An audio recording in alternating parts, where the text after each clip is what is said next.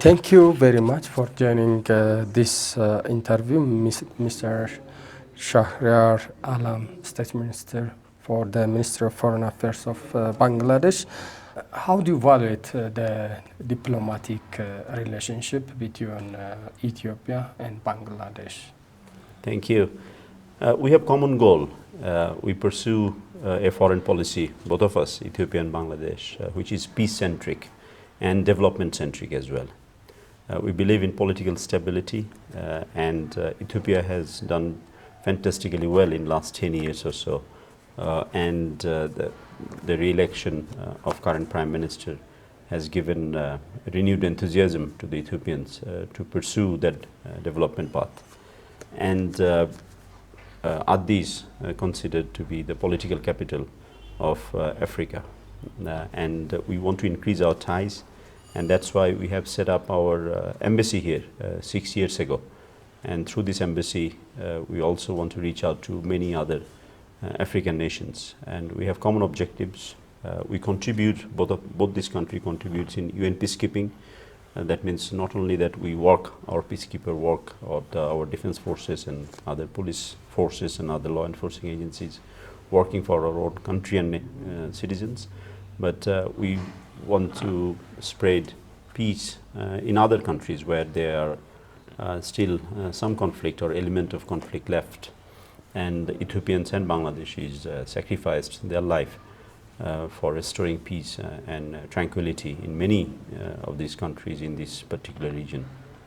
Okay, you told me that you had been to Ethiopia many years ago. Can you tell us something about the overall economic, social, and political reforms in Ethiopia?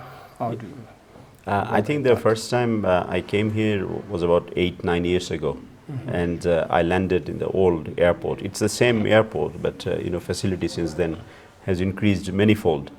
And prior to that, when I was a member of parliament, I only transited. So I have actually touched down in this Addis airport for the third time, when Ethiopian Airlines were being the first airline in the world to buy the Boeing Dreamliner, and you still have the largest fleet probably of Boeing 787 Dreamliner. And I'm sure that Ethiopian Airlines has played a very important role in connecting not just Ethiopia but Africa with the rest of the world. That's fantastic. But of course in other areas you have opened up your market, you're inviting foreign countries for investment, and you have actually attracted Bangladeshi businesses. Two of our very large textile company. As you know, Bangladesh economy is dominated by textile export. Last year we exported $42 billion of textiles out of 52 billion. So that tells you that in almost 80% of our export is textile dominated.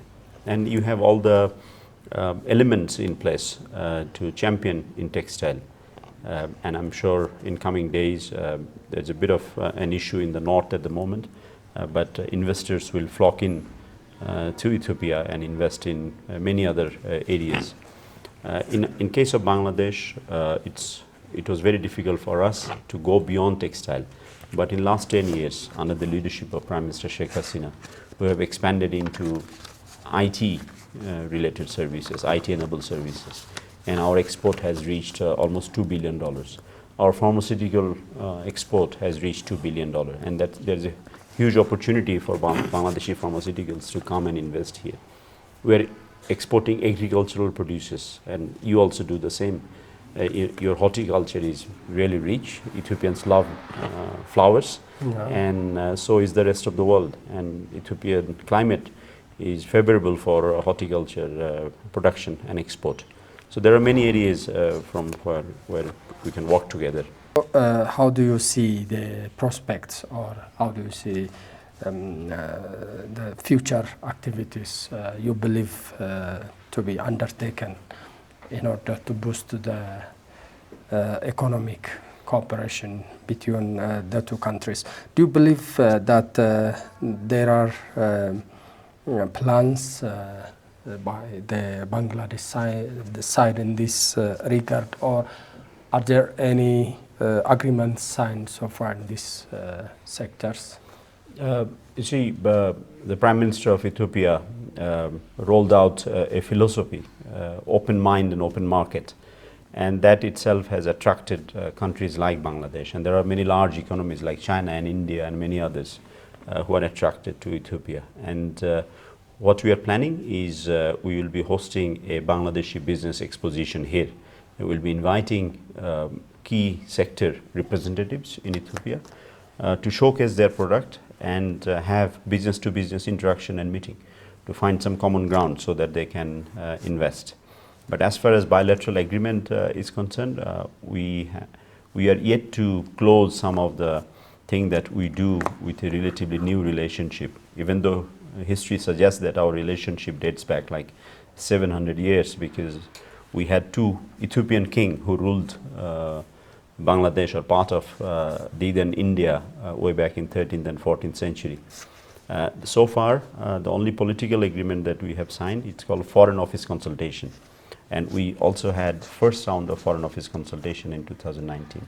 And we hope to do the second one very soon. And the others will follow. Waiver of visa for diplomatic and official passports, ease of travel for the businesses who wants to invest here, and also investment protection and avoidance of double taxation.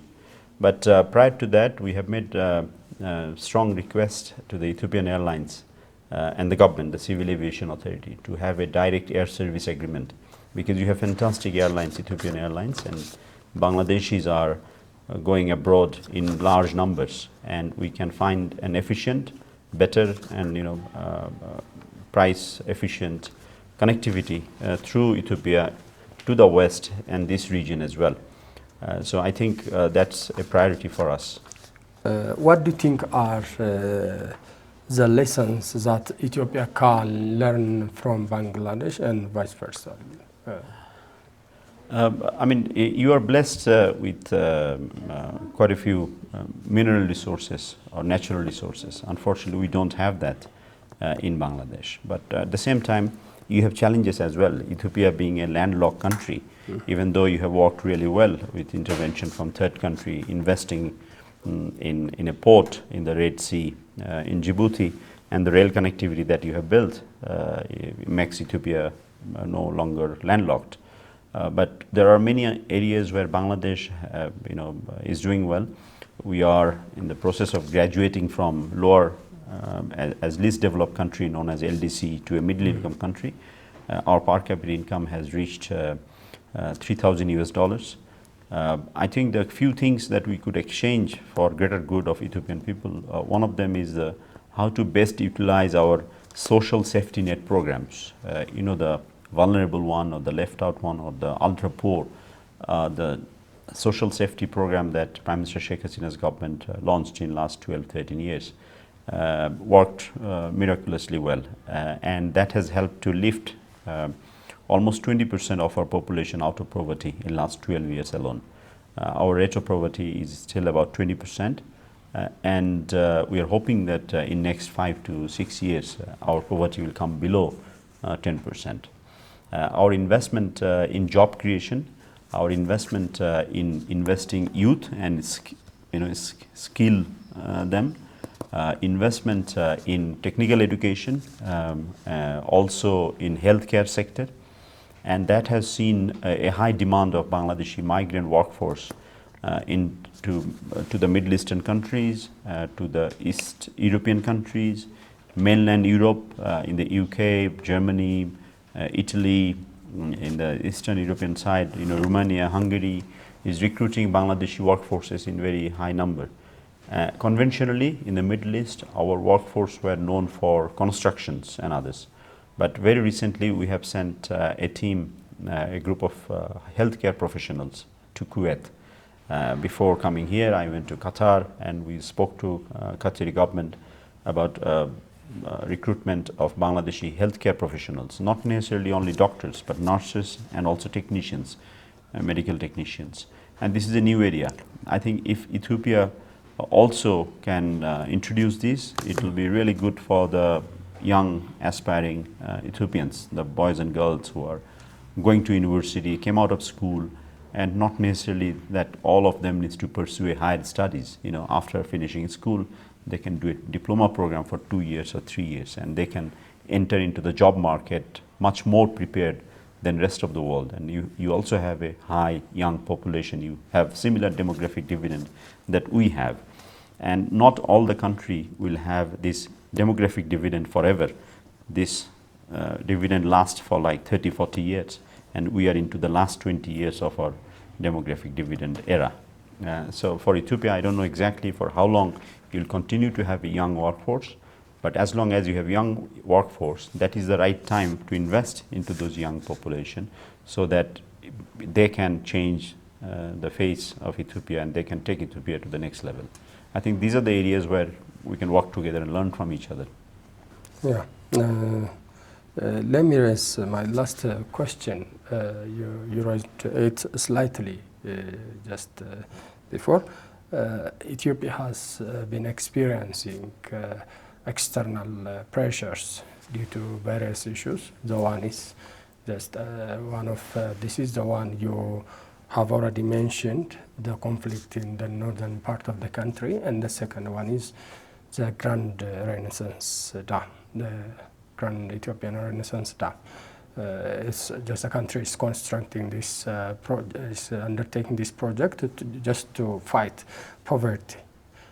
And the country is trying to implement a win-win solution to combat this challenge. How do you say about this? These are matters of Ethiopian internal affairs. I don't want to, go deep inside, but the unilateral decision taken by the government to declare ceasefire should be well received by the other parties. And there are true intention, and I know the African Union is trying to play a leadership role, and I just hope that for greater good there will be peace and tranquility and agreement will be reached out soon, because conflict never serves anyone's purpose in the long run.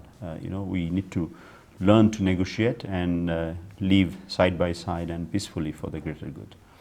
And as far as the natural resources are concerned, whether that be water or anything else, we have issues in our region, and we are engaged in dialogue with the neighboring countries. We have 54 international rivers. Those are originated in neighboring country or in a third country. But depending on the flow of the water, our irrigation heavily relies on that. It's natural rain that you have plenty here in Ethiopia. But also, in case of Bangladesh, sometimes we do not get enough rain, so we rely on that river water or rain in the upstream. So our situation is completely reverse, because you are upper Hyperion country and we are lower Hyperion country. But again, negotiation and engaged in dialogue, and act as a responsible and responsive neighbor. And we have made some progress, whether that is slow or not. That's can be left to argue, but we have made progress. And through negotiation, I'm sure these region, other countries can make progress and ensure coexistence and share the limited natural resources that we have. Thank you for joining us and for giving us precious time. Thank you so much. It's a truly pleasure. Thank you. Yeah.